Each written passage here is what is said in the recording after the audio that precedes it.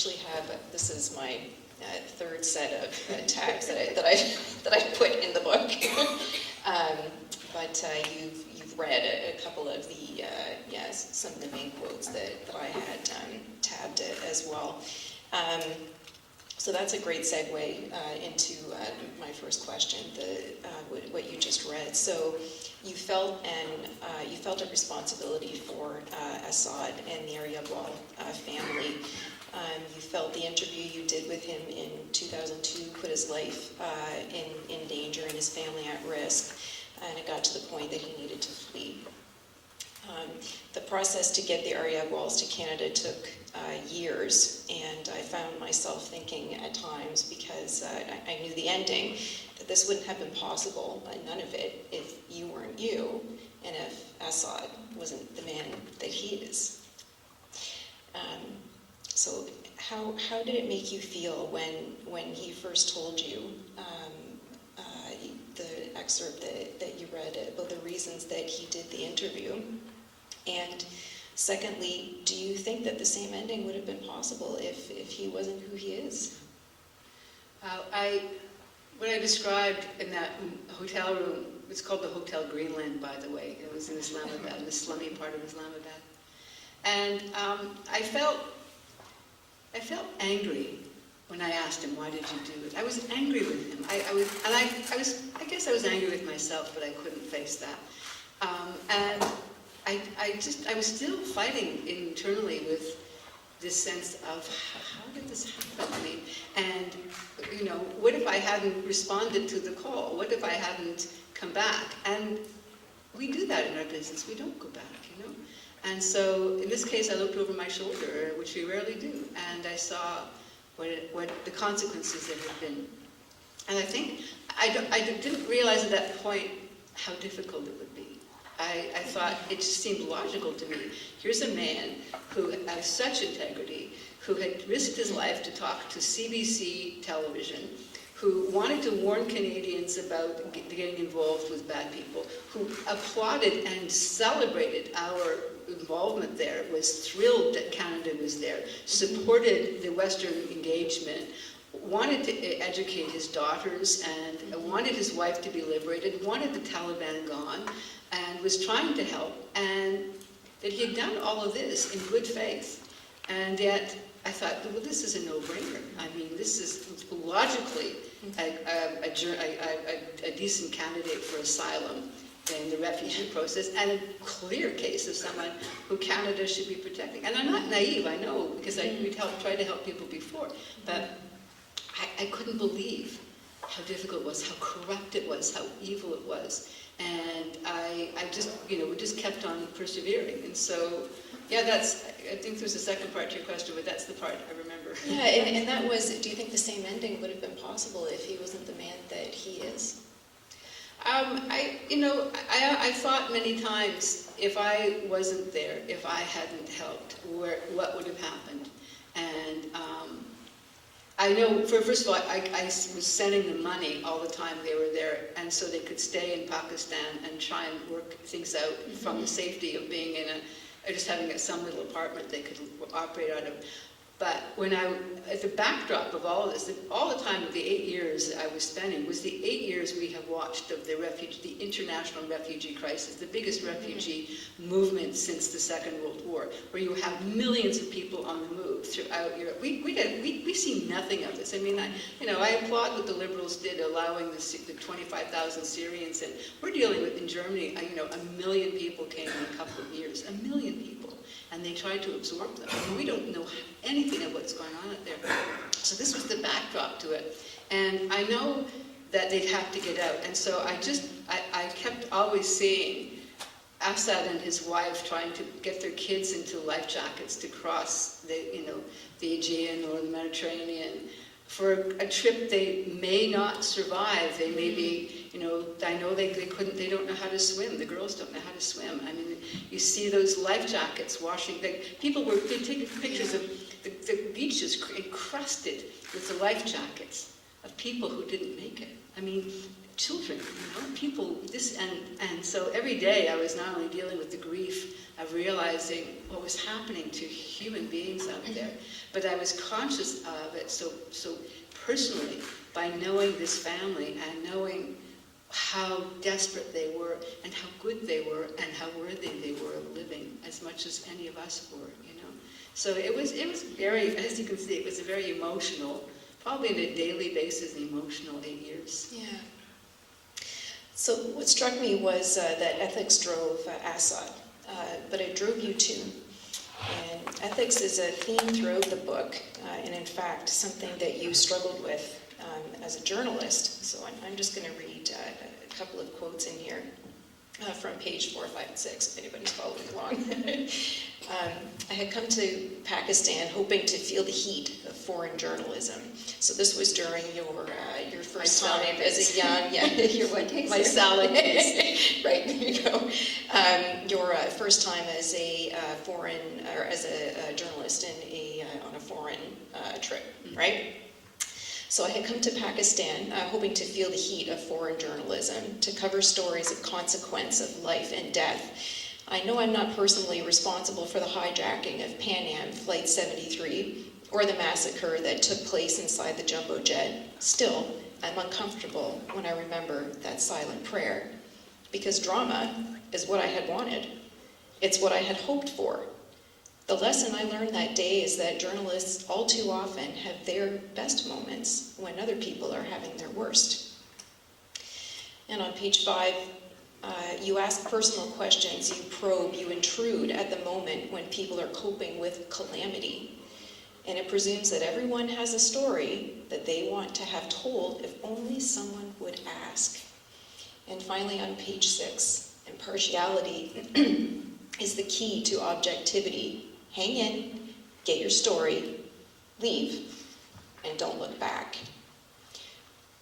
So do you feel that you've reconciled with your own struggle as a journalist and the ethical questions that you were asking? Do you have the answers that you were once seeking in 1986? Well, the 1986 is when you're just describing this. What happened was that I arrived in Pakistan wanting to be a journalist. I was just a freelancer, I was so stupid and so fresh and so feckless. And I arrived and I immediately knew I'd made a serious mistake and that I was just going to just completely flop here, and it was too dangerous and everything else. And I prayed, which I do very few times because I always get it wrong when I pray. And I prayed and I said, please make something happen. And what happened was that the plane I'd come in on was hijacked. And it ended up being a huge international story that eventually ended in Pan Am. It was the beginning of the end of Pan Am Airlines. But it was the end of a lot of people. People died by the dozens in that. And I got an amazing story, and it was the beginning of my career, what's launched my career. And I had to always go back. It was like, it's a touchstone I had to always return to. You know, that I prayed for that to happen. I didn't pray, I didn't want him to die, but I wanted drama. I wanted something to work for me. And so I concluded that the journalists have their best moments when others are having their worst.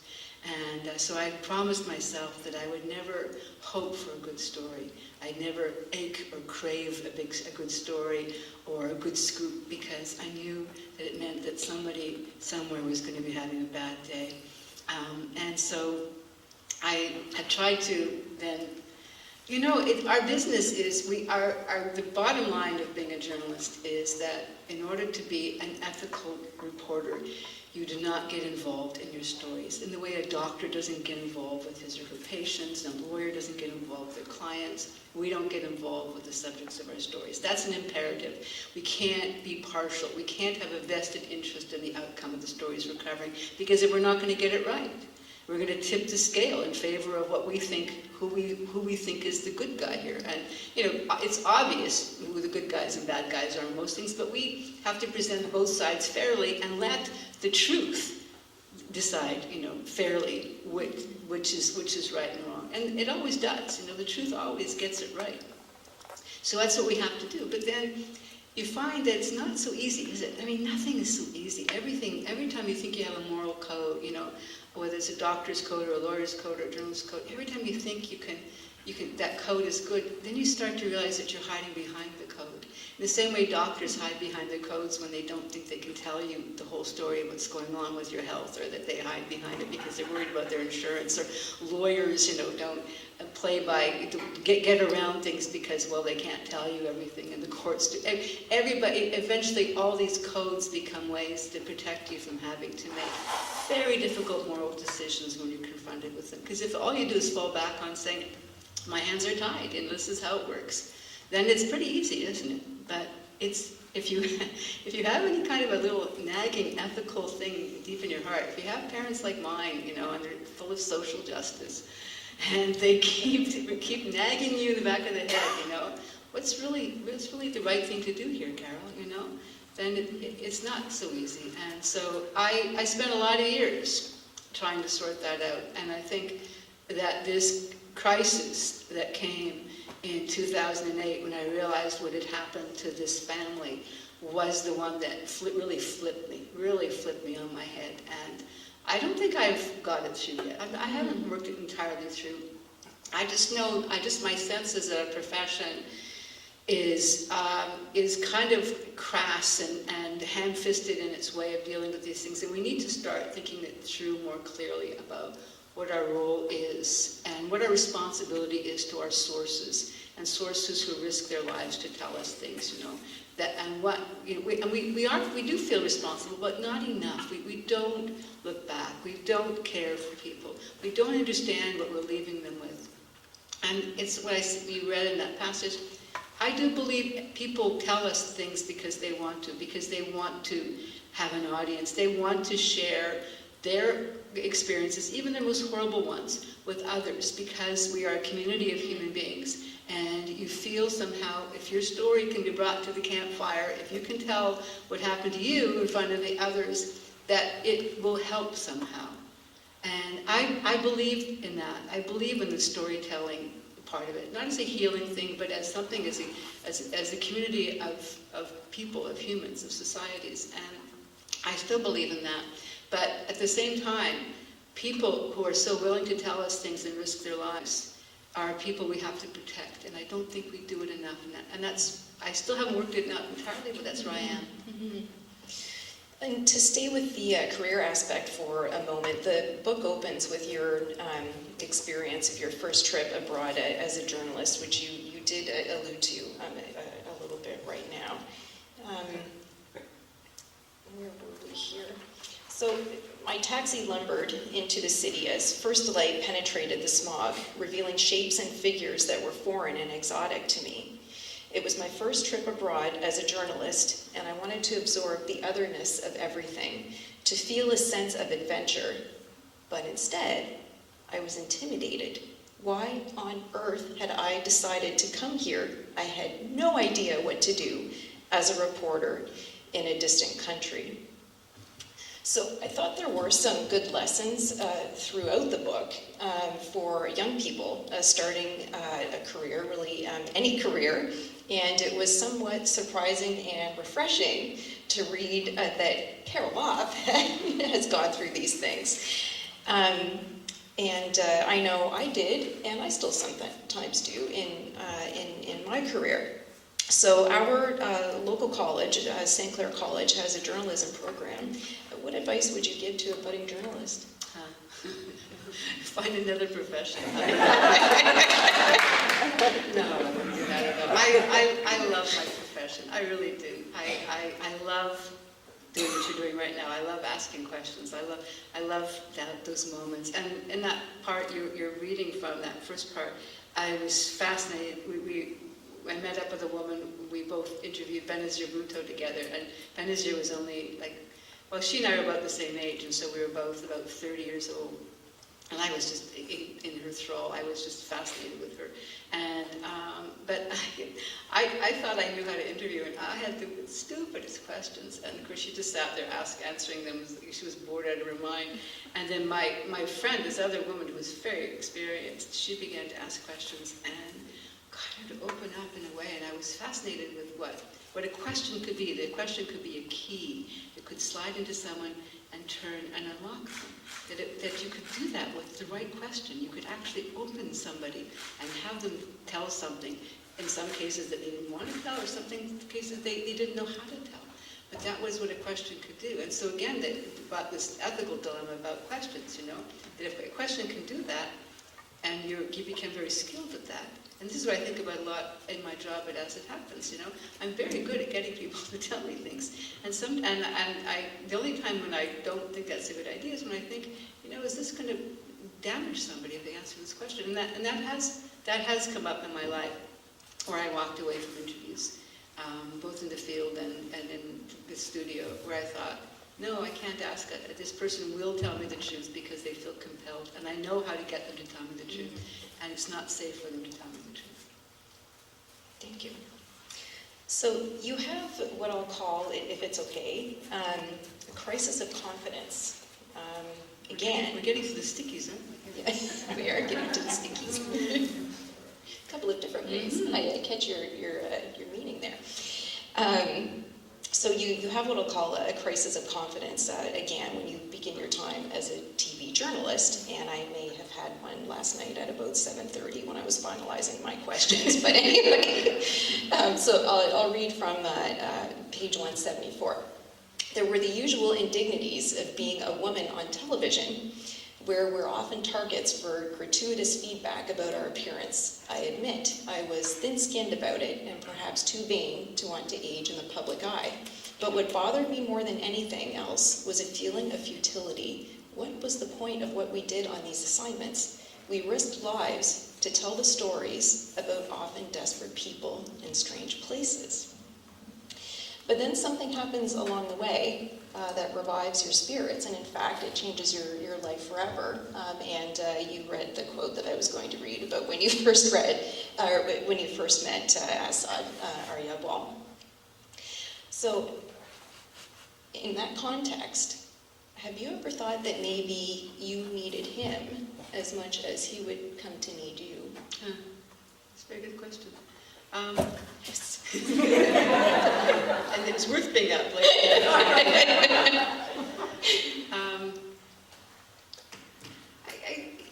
I don't know. I think that I didn't know I needed him, obviously.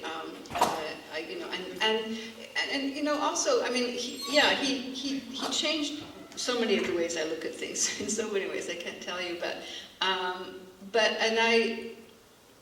there are times when I'm so lucky to have them in my life. I'm so lucky that this happened. I'm so lucky that I was able to meet them and that they're part of my time every day. And then I'm thinking, what are you saying? I mean, you met them because you turned their lives upside down. You almost destroyed their lives. I mean, so I feel this very mixed emotion that, I needed him. I needed someone like that. It was cathartic. It was instructive. It was eye-opening. It was a powerful experience that, has changed me in so many ways. But at the same time, it came about because of something I did that put them in danger and that could have destroyed them. And so I can't ever forget that. It's like being really glad that, I had a story that got me a break in journalism, which was a hijacking where people died. So, you can't be happy that things come good for you when you have to think, well, that only happened because something bad happened, And so I get tangled in that thought, and I've told them that. I said, it's no consolation to you that I'm so thrilled you're here, but you wouldn't be here if I hadn't messed up so badly. I didn't mess up. I don't think I messed up badly. I did what I do. I did what we needed. We needed to know what was going on. We needed Assad for sure, I needed him to tell us what was going on in that country. We needed to know what the warlords were up to. We needed Canada to be told, the Canadian government, the Canadian military, to be very careful about what you're getting involved in. We needed all that. But we needed the story. We needed this expose. We needed to know what Rashid Dostum was up to. But he's the vice president of Afghanistan as we speak. And Assad's living in exile in Canada, you know. So how did that turn out? So yeah, all of this was a need in many ways, but it was a need that had huge consequences. So it takes many years to go through the refugee process, and I think you said it took about eight years, and that was from once the application was first started, right? You write that it may have been faster if you were to circumvent the legitimate process, and in fact Assad was offered this a few times. But on page 195 you say, "It was my luck to be trying to help the most honest man on the subcontinent." So here we see Assad's ethics again. But the process does take many years, and the situation gets ever worse. And I remember thinking it's going to be a miracle if no one gets killed. And there was good reason to be concerned. There were threats on Assad's life and the lives of his family. Did you ever fear for your own life during the process? And I'm really curious about that as well, because one of Assad's friends or colleagues had been able to track you down in Toronto. So did you ever fear for your own life? No, I didn't. I never, I mean, there are so many, if something happened, there are so many possible sources for that happening to me. I mean, this is not the only story of this nature I have done. I've been in pretty dicey situations. So, yeah, if I ever disappear one day, the police will have a very hard time figuring out which one of the people wanted me dead. So, no, I've sort of lost that. I've worn down on the fear front on that. I've just had too many close calls to feel that so acutely. But no, I didn't. I did have one. This is how kind of, you know, when you're in these situations, how clueless we are. Even when we're experienced, we're clueless. Is that I found out, it was really mysterious when we were traveling with Assad in the north. He had taken us into Dostum's territory. He got us into the fort where the massacre had happened. We were able to film all the things that were still there. We were able to meet with people and get, you know, very good testimonies about what had happened. And it was extremely useful.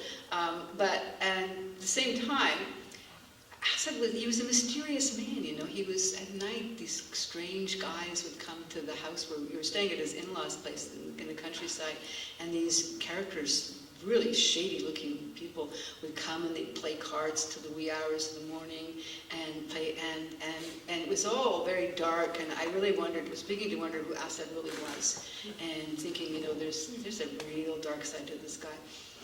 Years later, I found out what was going on, and that's that there was a plot to kidnap us, me and my producer and cameraman, and to take us ransom, as we've just seen this young family return. They were going to take us prisoner, ransom, kill everybody else that was around us, and take us and hold us for money.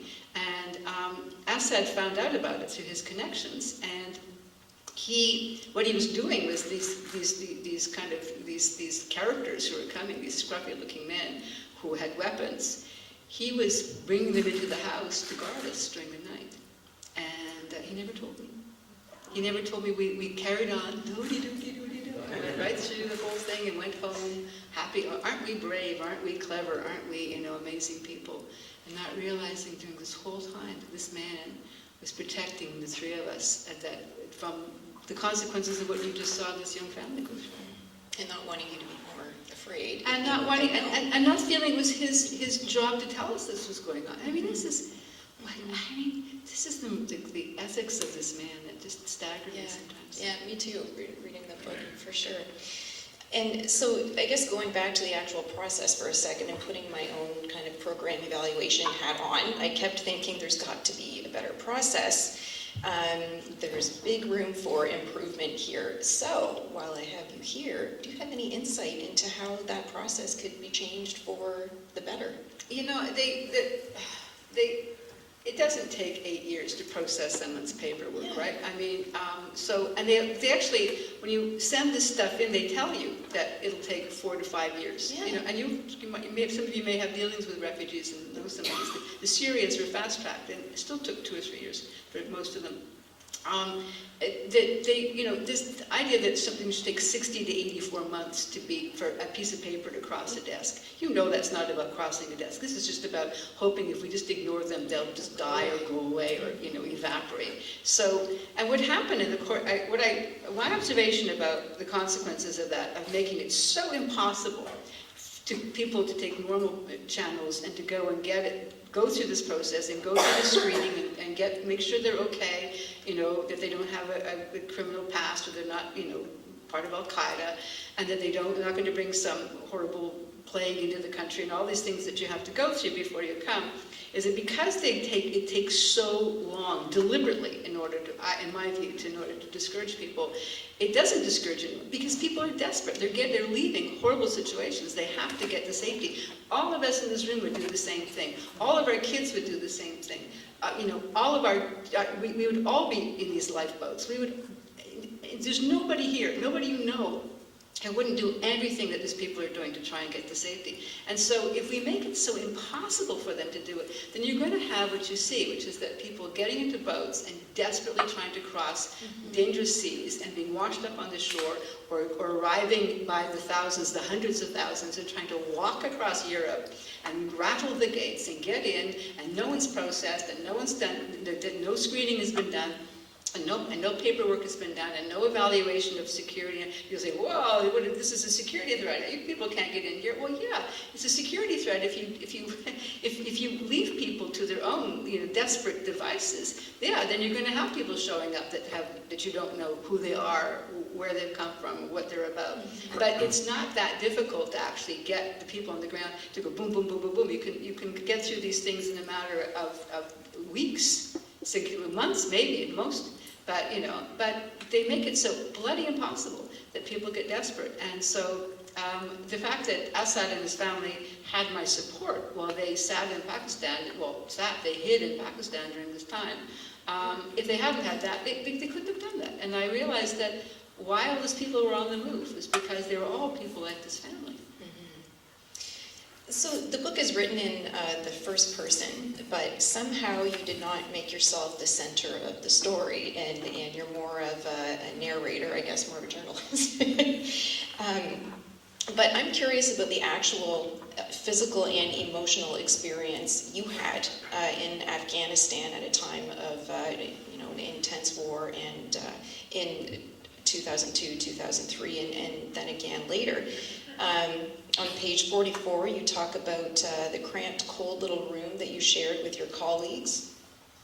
On page 54, you talk about some of the things that you saw. Everywhere in the fort, we could see remnants of black turbans in the rubble. Now, this is where I might get choked up. Unwound and fashioned into tethers. In the film footage captured by the reporters, POWs had been forced to surrender their turbans. Isn't that awful? The cloth was then used to bind their arms. Witnesses claim that some of the prisoners were summarily executed. Their corpses found still bound tightly with their own turbans. We saw white embroidered skull caps with bullet holes through them, and spent shell cartridges everywhere. And on page 148, it was a cold February night with a heavy cloud cover. Glenn and I had just huddled down on the ground in our sleeping bags when we heard shooting and explosions. The Taliban was attacking the platoon house with rocket-propelled grenades, and the Canadian soldiers were answering with small arms fire. Glenn and I were instructed to stay in the area where we were camped and to sleep tight. All would be fine in the morning. Despite the gunfire, I could soon hear not only Glenn snoring, but also other soldiers who were sleeping nearby. Can you imagine, becoming used to that? A light rain started to fall, and I wrapped myself in a ground sheet, but found it impossible to sleep. The howitzer blasted the distant hills, firing about 5 rounds a minute. I was shivering from the cold, wet ground, and each detonation jolted me. How could anyone sleep water cooled in a little trough over my head, and when I moved suddenly, the rain ran down into my sleeping bag. So I don't know if anyone here can imagine that what that was like. Maybe one. How did you get through it? You must have been afraid. And how have these experiences affected you? I don't recall being afraid during that, though. Yeah, when you realize Yeah, that, you'd I think should you'd be afraid. Yeah, maybe. No, I'm not going to pretend that this stuff doesn't affect me. I used to pretend it didn't, because that's what we do in our business. We pretend it doesn't affect us, because we're tough. Especially if you're a woman, you don't show it. You don't show fear. You never show fear if you're a woman. You never show being rattled, because you're going to be judged more harshly than anyone. And I just got used to it. I got used to a lot of things people shouldn't get used to. And this is what you've read. I mean, this book alone is a fraction of the stuff that's happened, you know. And it's funny. It's not the times when the things that have affected me the most, that have burned into my psyche most severely, are not the times when my life was in danger or I was threatened. It was when I saw things happen to other people. I saw things happen to women and children. And those are the things you can't get past. You know, those are the things you can't ever stop thinking about.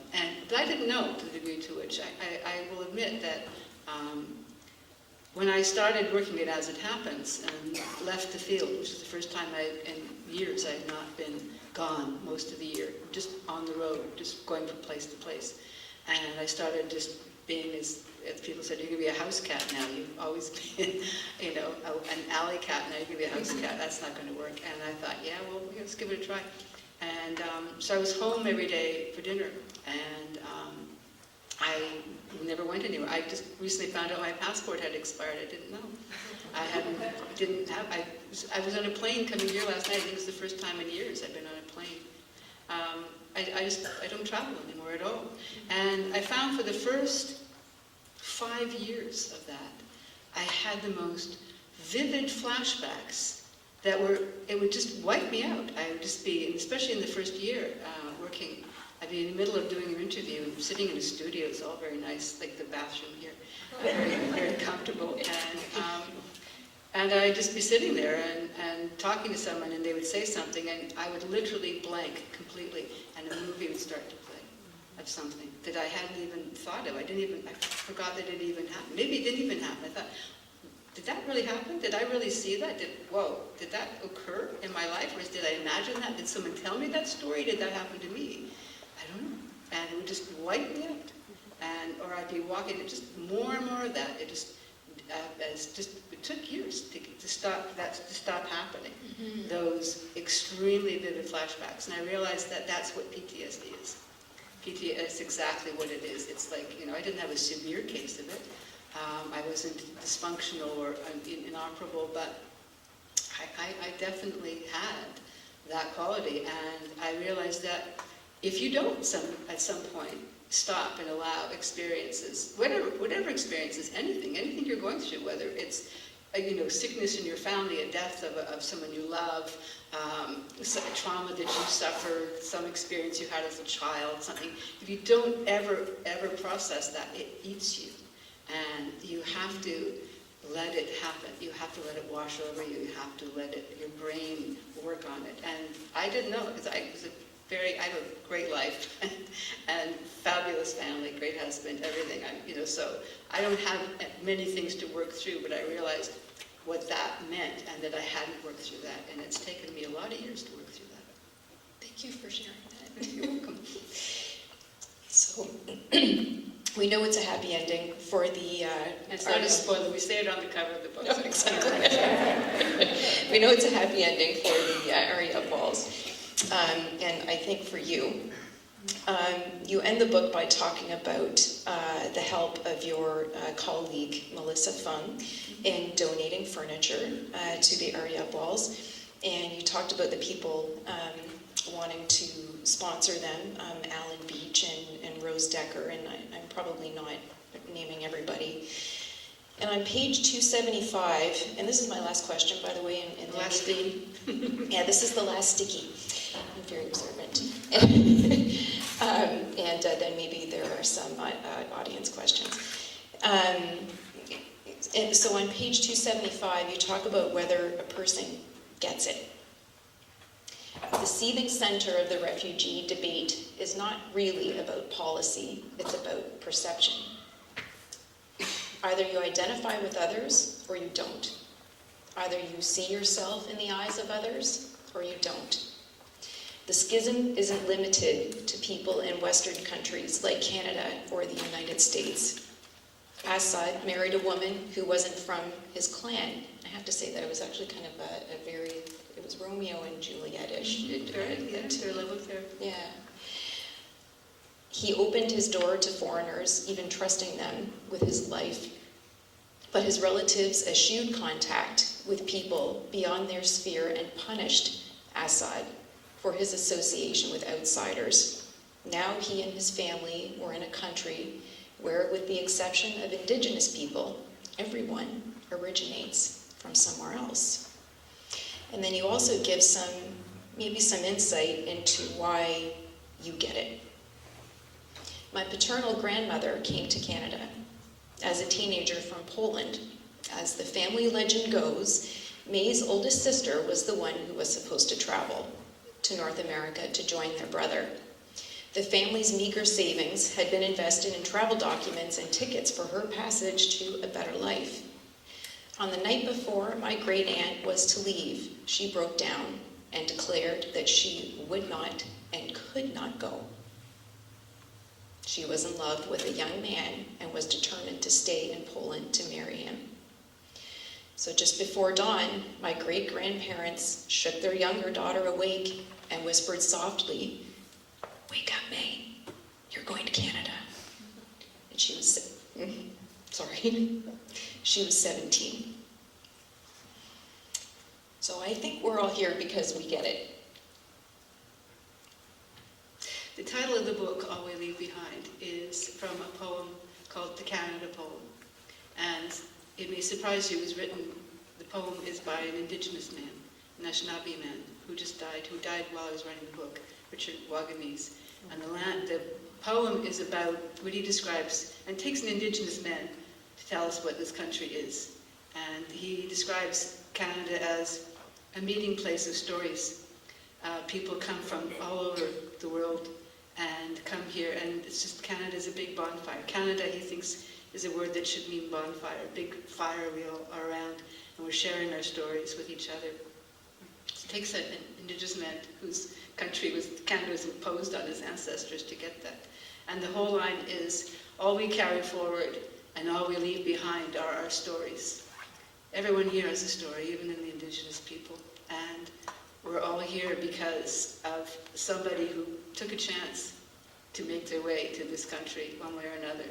And they all went through something. And we all have a story, every single one of us. And now these people have another story. And they've arrived and they're around the bonfire with us. So for those of us lacking the funds to sponsor a family or furniture to spare, how can we help? What kinds of things can we be doing? And Windsor actually happens to be one of the communities that is bringing in a lot of refugees, mostly from Syria, but definitely from other places right now too.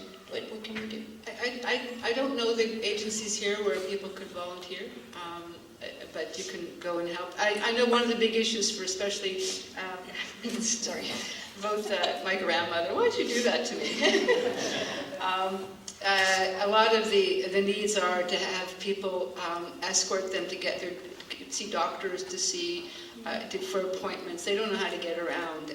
They don't know where they're going.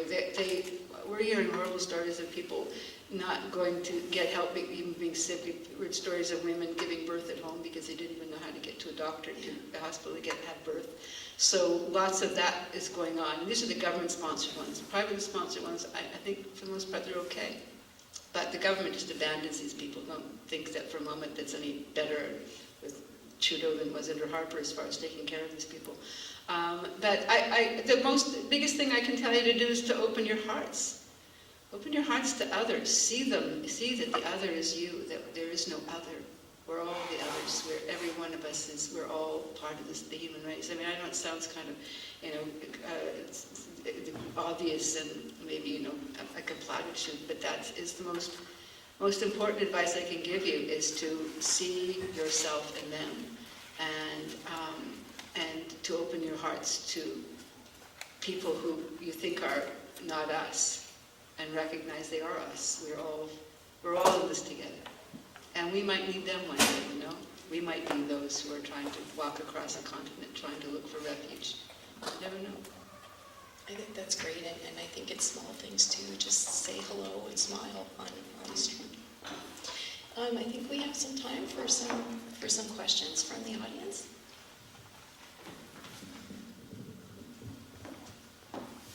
Anybody have a question that they'd like to ask or make a comment? Hi. Hi, Tammy. I need a microphone. Okay, give it a shot. I was just wondering if you thought Assad would have still been compelled to tell his story had you not done your documentary. Oh, the question is, if you didn't hear it, would Assad have told what he knew and told the story if we hadn't met him? He did. He tried, and he had horrible experience with previous journalists. He met up with some journalists from Agence France Presse from France, who had done an interview with him, and wanted to tell him what he should say, because they didn't fit with the pictures they had. And so he had tried already, to try and find someone. We were, I think, the second or third effort he had made to find some place where he thought he could tell the story. So I think we were the first ones he was so generous with, and that he took us into the field. And I think that the way Canada, for one thing, the others had offered to pay him, and he didn't want to be paid. Again, so he was offended that someone would think his words would be for sale. And CBC, we don't pay, and so we said, no, we're not going to pay you, but we'll get it right. We promise you we'll get it right, and it'll be your story, not ours. And that's what persuaded him, and I think that's what got us to all the different over the hurdles. Another question? You partially answered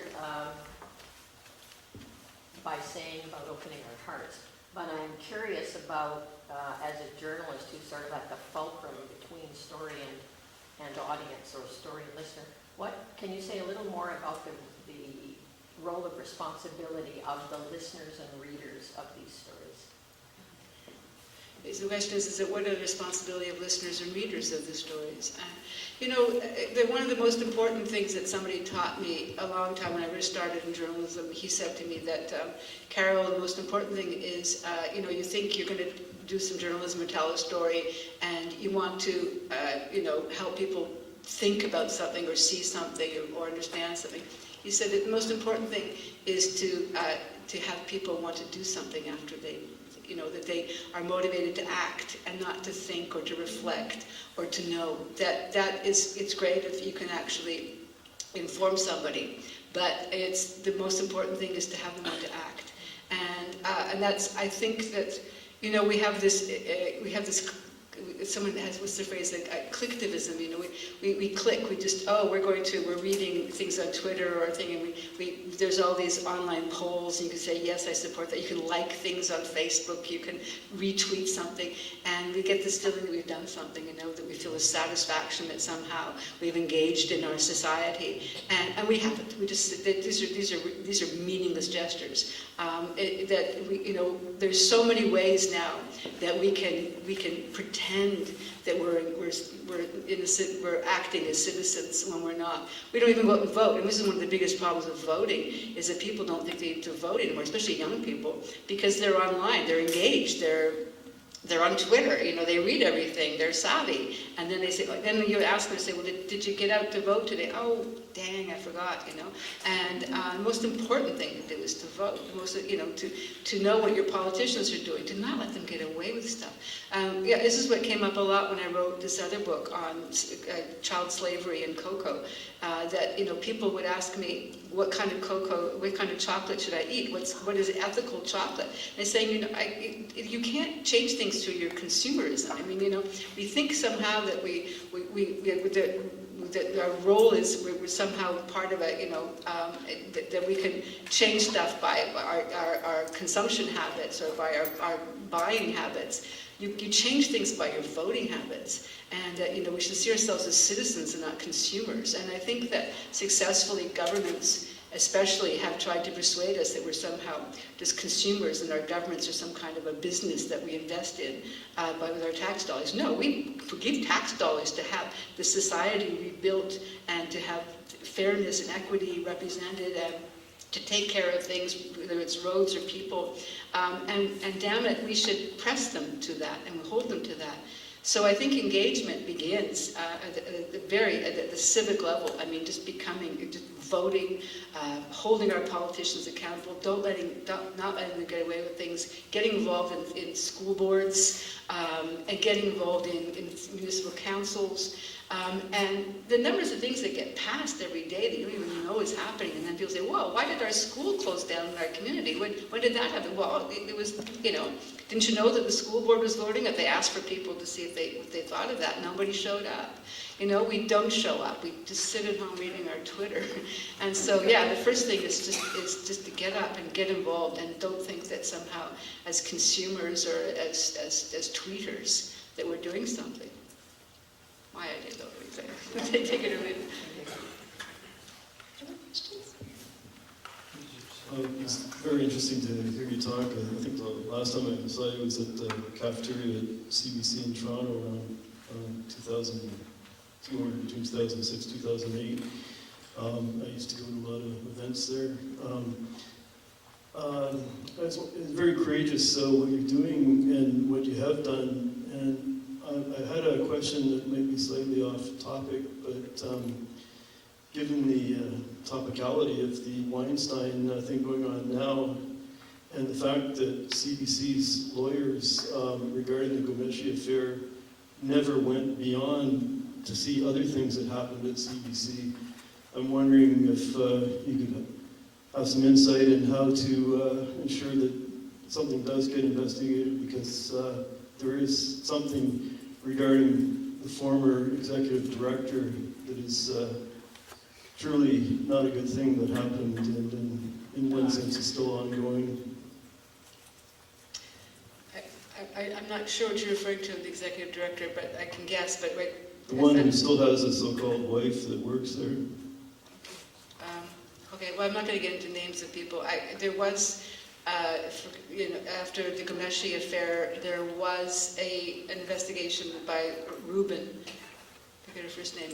It's called the Rubin Report, and the Rubin Report was investigating what they call host culture, and to see if people in positions of hosts, including me, were abusing those positions, and she concluded that there was a fair bit of host culture, of people who took advantage of being in positions of power and authority, and made a number of recommendations without pointing fingers in any direction.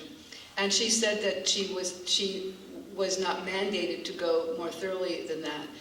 Many of us wish she had, that if she's going to say that it's there, but I can't tell you more because I can't investigate it, then we were disappointed in that. We would like to have seen, to know more of what she was finding out, and maybe other things will come out over time that will make that they have to do a bit more of that. But I don't know more. I don't know what you're specifically referring to. I know that the Gomeshi affair changed things in CBC a lot, and I think for the better. I think it was a real eye-opener for all of us.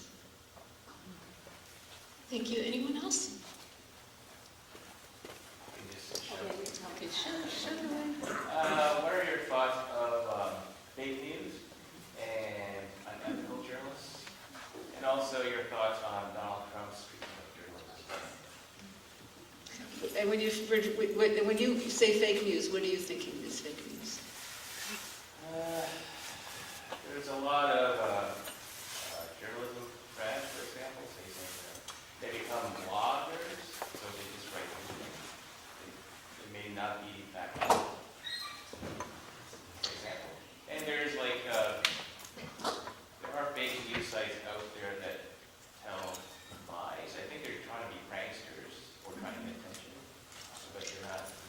Okay, so and yeah, there's a lot, there are people, in fact, For some people, they may not tell the difference. They can't tell the difference. well, we're also learning that a lot of these bloggers or people online with these false stories were actually are bots, right? And they're paid, and a huge number of them, like we found out there's some thousands that were on the payroll of the Kremlin. And so we know that there's a huge the influence of that kind of fake news. When Donald Trump speaks of fake news, he means the New York Times, he means CNN, he means NBC, he means me.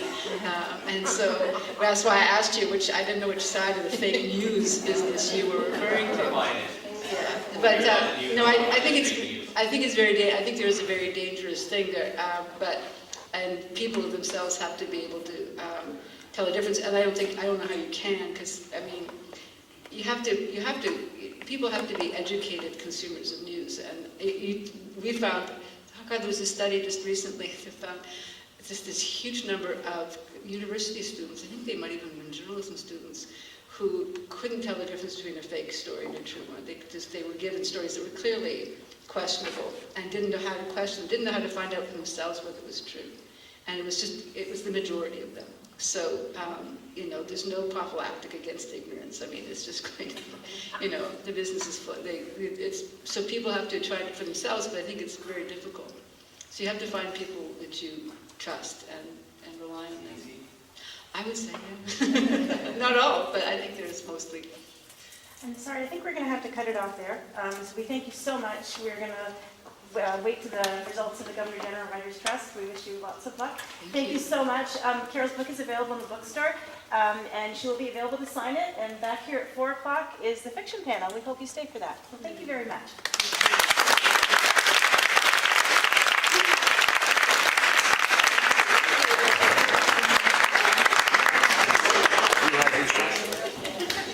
That was awesome. You're on now.